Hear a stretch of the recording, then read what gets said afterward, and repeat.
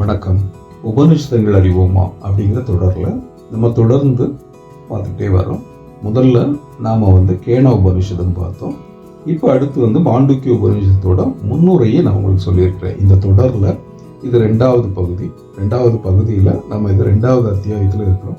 இந்த அத்தியாயத்தில் நம்ம மாண்டூக்கிய உபனிஷத்தை நாம் இதிலிருந்து பார்க்க தொடங்க போகிறோம். நம்ம மாண்டூக்கிய உபனிஷதம்னா என்ன அப்படிங்கிறத ஏற்கனவே சொல்லியிருந்தேன். இது வரைக்கும் பார்க்காதவங்க இப்போ புதுசாக பார்க்க வர்றீங்கன்னா அந்த பழைய வீடியோவை பார்த்துக்கோங்க. ஏற்கனவே நம்ம போட்டிருந்த அந்த பதிவுகளை பார்த்துக்கோங்க. பார்த்தீங்கன்னா உங்களுக்கு அது புரியும். நம்ம இப்போ மாண்டூக்கிய உபனிஷதம் அப்படிங்கிறதுல தொடங்குவோம். பொதுவாகவே எந்த ஒன்றையும் செய்யறதுக்கு முன்னாடி அதற்கு உரிய மனநிலையில நாம இருக்கணும். அப்போதான் அந்த காரியம் வெற்றி பெறும். எனவே நம்ம இப்போவும் மாண்டூக்கிய உபனிஷத்தை படிக்க போறோம். அது ஒரு மிக முக்கிய உபனிஷதம். வாழ்க்கையில எல்லாருக்கும் வழிகாட்டக்கூடியது. எனவே அதை படிக்கிறதுக்கு முன்னாடி நம்ம மனதை முதல்ல தயார்படுத்திக்கணும். நம்ம கோவில்ல கூட நிறைய பிரகாரங்கள் இருக்கும். நம்ம உள்ள போகும்போது ஒன்னொன்னா தாண்டி போவோம். ஏன் அப்படின்னா கடைசியை தான் கருவறைக்கு உள்ள போக முடியும் நம்மளால. ஏன்னா ஒன்னொன்னையும் கிடக்கும்போது நம்ம மனம் நம்மளை தயார்படுத்திக்கிட்டே போகும். இறைவனை பார்க்க போறோம், ஆண்டவனை நெருங்க போறோம், நம்ம வேண்டதை தெளிவாக வேண்டணும், ஆண்டவனை நல்லா தரிசிக்கணும் அப்படின்னு நம்மளை தயார்படுத்திக்கிட்டே போகும். அது மாதிரி தான் இந்த உபனிஷதத்தை படிக்கும் போதும் அதற்கு முன்னாடி நம்ம மனதை தயார்படுத்திக்கணும். அப்படி தயார்படுத்துவதற்கு சாந்தி மந்திரங்கள் உதவும். உபனிஷதங்களை தொடங்குறதுக்கு முன்னாடி சாந்தி மந்திரங்கள் சொல்லிட்டு தான் படிக்கணும்.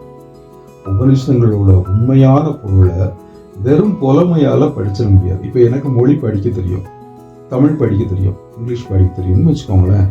அப்போ நம்ம அந்த மொழி அறிவு இருந்தனாலேயே எல்லாத்தையும் படித்து உணர்ந்துட முடியாது. ஆனால் ஒரு உண்மையான ஈடுபாட்டோடு ஒரு உணர்வோடு அணுகும் போது மட்டும்தான் உபனிஷதங்களை புரிந்து கொள்ள முடியும்னு முனிவர்கள் சொல்லியிருக்காங்க. அப்படி நம்ம மனதை தயார்படுத்துறதுக்கானது தான் சாந்தி மந்திரம்.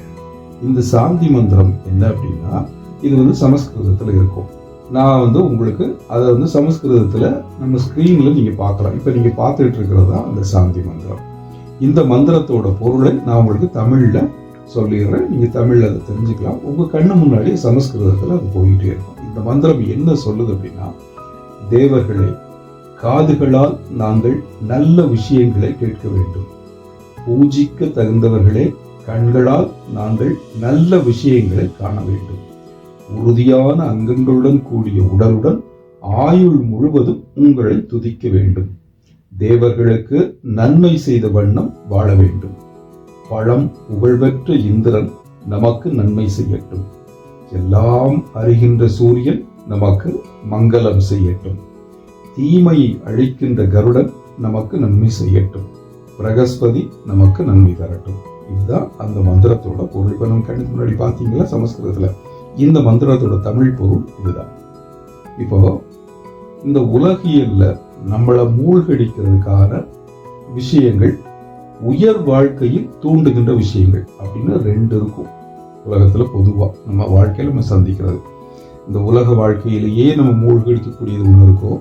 இந்த உலக வாழ்க்கையை விட்டு உயர்வான வாழ்க்கைக்கு நம்மளுக்கு கொண்டு போற விஷயம்னு ஒண்ணு இருக்கும். நல்ல அறிவாளிகள் என்ன பண்ணுவாங்கன்னா அந்த ரெண்டாவது தான் தேர்ந்தெடுப்பார்கள். உயர் வாழ்க்கைக்கு போகக்கூடிய வழிமுறையை தேர்ந்தெடுப்பார். அப்படி நல்லவற்றையும் உயர்ந்தவற்றையும் தேர்ந்தெடுப்பதற்கு நம்ம உடம்பிற்கும் புலன்களுக்கும் பயிற்சி அளிப்பதற்கும் அந்த முயற்சியில தேவர்களோட துணையை நாடுவதற்கும் தான் இந்த மந்திரம் உதவுகிறது. நாம ஏன் தேவர்களை வேண்டணும் அப்படின்னா, சூரியன் உதிப்பது, கடல்ல அலைகள் எழுவது, நட்சத்திர மண்டலங்கள் வானவெளியிலிருந்து மின்னுவது, இப்படி இயற்கையின் ஒவ்வொரு செயல்பாட்டிலும் சக்தியோட வெளிப்பாட்டை நம்ம பார்க்கலாம். இந்த சக்திகள் ஒவ்வொன்றையும் ஒரு தேவனாக நம்ம முன்னோர்கள் உருவகப்படுத்தி வச்சிருக்கிறாங்க. இந்திரன், வருணன், வாயு எல்லாம் வேதங்கள் கூறுகின்ற தேவர்கள் இயற்கை ஆற்றலின் ஒரு உருவங்கள் தான். நம்ம மனித வாழ்வு வளம் பெறணும்னா இந்த இயற்கை ஆற்றல்களை நம்ம வேண்டணும். இயற்கை ஆற்றல்கள் நமக்கு துணை செய்யணும்.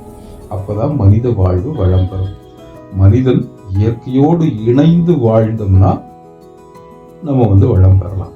உலகத்துல எத்தனை கோடி உயிரினங்கள் இருந்தாலும் அத்தனைக்கும் உணவும் வாழ வசதியும் வழங்குறது இந்த இயற்கை தான் இல்லையா?